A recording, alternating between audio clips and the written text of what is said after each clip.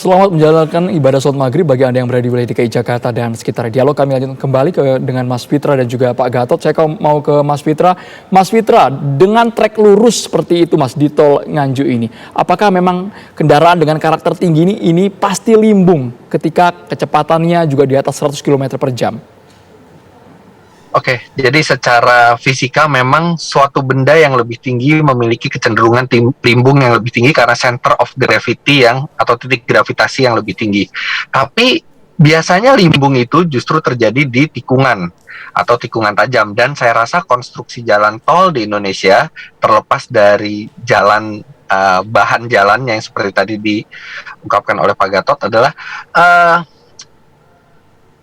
tikungan yang ada di jalan tol tidak cukup tajam untuk membuat mobil itu kehilangan kendali, karena itu sudah dirancang matang gitu, apalagi di trek lurus. Jadi saya rasa tidak kecil sekali kemungkinan mobil limbung itu di trek lurus walaupun mobilnya tinggi. Tapi sekelas Pajero ini ringseknya parah Mas, bagian depan ban juga copot, pintu kiri belakang terplanting. Iya. Ya, jadi Pajero memang mobil salah satu yang kuat, bahkan ASEAN NCAP-nya itu bintang 4. Tapi melihat konstruksi tabrakannya, di mana tabrakan itu terjadi tipis sekali di sebelah kiri, itu adalah area yang sangat lemah dari mobil. Jadi mobil itu memiliki yang namanya crumple zone, zona untuk menyerap energi dari benturan. Tapi zona itu biasanya ada agak ke tengah, apalagi untuk mobil-mobil dengan sasis terpisah seperti SUV leather frame seperti yang mobil kecelakaan ini.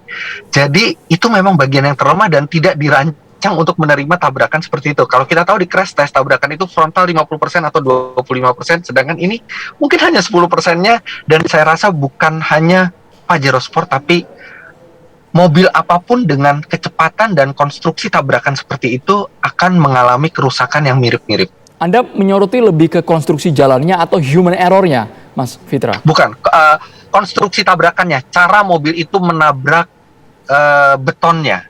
Saya tidak mempermasalahkan konstruksi jalannya atau human error kenapa mobil itu bisa sampai melipir ke kiri, tapi melihat cara mobil itu menabrak beton, itu adalah menabrak dengan sangat cepat di titik yang paling lemah dari mobil. Jadi wajar terjadi kehancuran yang begitu dahsyat di sebelah kiri mobil, karena kehancuran itulah yang sebenarnya berusaha untuk menyerap energi dari benturan, tapi karena terlalu tipis jadi sampai belakang kerusakannya. Baik, kecelakaan maut ini Pak Gatot bukan hanya Vanessa Angel, tapi sebelumnya ada dekan Fakultas UGM di tol Cipali, Pak. Apakah memang rata-rata konstruksi tol di Indonesia, pengamatan Anda bagaimana ini, Pak Gatot?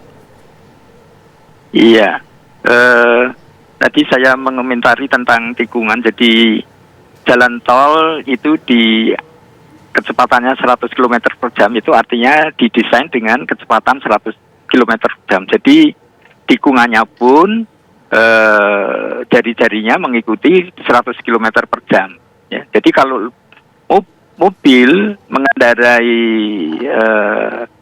lewat tikungan melebihi kecepatan 100 km per jam, itu mesti akan terlempar ke arah luar oleh gaya sentrifugal.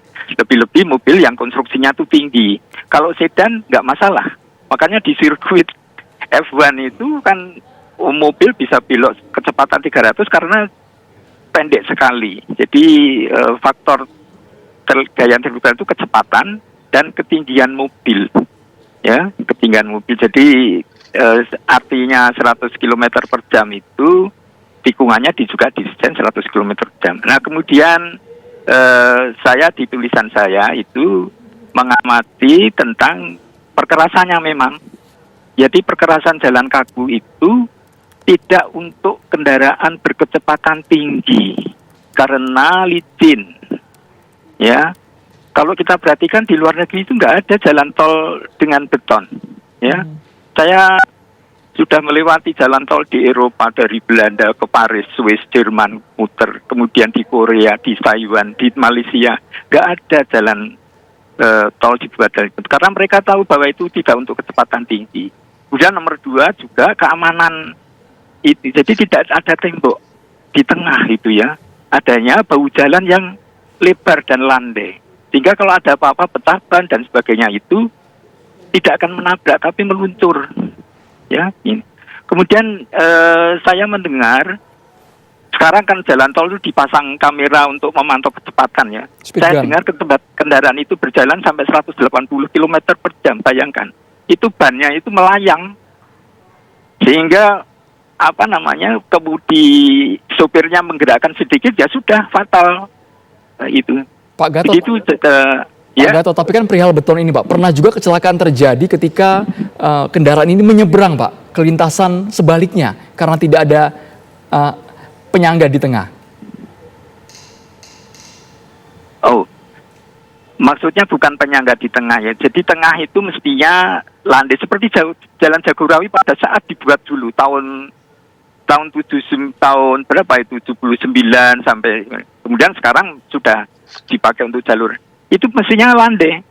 Jadi di tengah itu rumput ya selebar 5 meter lah paling tidak, kemudian landainya juga 5% gitu ya, tidak landai banget sehingga mobil tidak akan terguling. Itu misalnya begitu.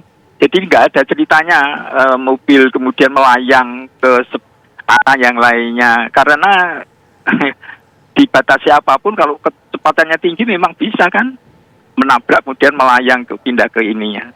Baik, Jadi memang tulisan saya, jalan tol di Indonesia tidak aman, baik segi konstruksi perkerasannya maupun ada pembatas beton. jadi masukan Itu Anda saja. seperti apa Pak Gatot agar aman bagi para pengendara? Agar aman, ya pengendara nomor satu, pengendara itu harus memperhatikan rambu kecepatan. Karena jalan itu geometrinya didesain dengan kecepatan seperti yang tertulis 100 atau 80 gitu ya. Tidak ada yang 120 karena semakin tinggi kecepatan rencana itu jalan tol akan semakin mahal karena diperlukan ruang yang lebih lebar. Nomor 2, jangan dibuat dengan perkerasan kaku, dibuat dengan perkerasan lentur atau permukaan beraspal. Nomor 3, medianya itu tidak berupa beton atau apa, tapi antara jalan ke arah kiri kanan itu cukup jauh gitu ya, tidak dibatasi dengan median yang 1 meter atau 1,5 meter, tapi 10 meter, dan itu Baik. berupa rumput yang landai. Kalau perlu lebih. Kemudian bahu jalan di sebelah kiri itu juga landai dan berupa rumput, Baik, Pak Gatot. tidak langsung saluran. Itu bahaya sekali, mobil akan terguling, Mas ya. Baik, masukan Anda Mas Fitra bagaimana agar kejadian serupa tidak terulang? Oke, saya setuju memang jalan tol itu cukup berbahaya di Indonesia. Mungkin kalau masalah konstruksi jalannya Pak Gatot lebih ahli. Tapi kenapa saya bilang cukup berbahaya? Karena paduan dari beberapa faktor. Yang pertama, jalan tol kita masih banyak tambelan yang tidak serupa dengan jalan yang ditambal. Kemudian batas kecepatan tidak ada law enforcement yang tegas dan konsisten. Jadi orang bisa dengan seenaknya melanggar batas kecepatan tanpa takut terkena tilang atau takut terkena sanksi. Jadi bukan sangat wajar, sangat sering kita lihat mobil melaju di atas kecepatan maksimal di jalan tol. Kemudian faktor dari pengemudi sendiri itu belum semuanya disiplin di Indonesia. Dan kalau kita bisa pelajari dari kecelakaan-kecelakaan yang ada, 90% kecelakaan itu disebabkan oleh human error. Baik. Dan human error itu bisa bertambah faktor resikonya ketika mobil berada di kecepatan tinggi atau mengantuk ketika berjalan di jalan tol. Jadi menurut saya, supaya membuat jalan tol kita lebih aman, yang pertama pasti konstruksi jalan tolnya dibuat sesuai dengan standar yang aman. Kemudian law enforcement bagi pengendara yang melanggar peraturan di jalan tol itu harus Mas ditegakkan secara tegas dan konsisten. Terima kasih banyak Mas Fitra dan juga Pak Gatot sudah bergabung di Kabar Petang. Terima kasih. Halo, saya boleh mengomentari lagi. Terima kasih banyak Saya Bapak. setuju tadi. Mhm. Singkat saja Bapak, Masih boleh? ada waktu sedikit. Nah, soal law enforcement tadi memang betul. Jadi kita memang tidak ada sanksi. Kalau di Malaysia saja lah nggak usah jauh-jauh antara Johor Kuala Lumpur. Itu kalau ada yang mau lebih batas kecepatan maka langsung didenda. Baik Pak Dan Gatot. dendanya besar sekali. Ya. Kemudian, ya itu law enforcement ya penting sekali. Jadi penting sekali memperhatikan kecepatan. Karena Baik. kalau kita Terima kasih banyak. menggunakan Oke, makasih. Terima kasih Pak Gatot dan juga Mas Fitra sudah bergabung di Kabar Petang.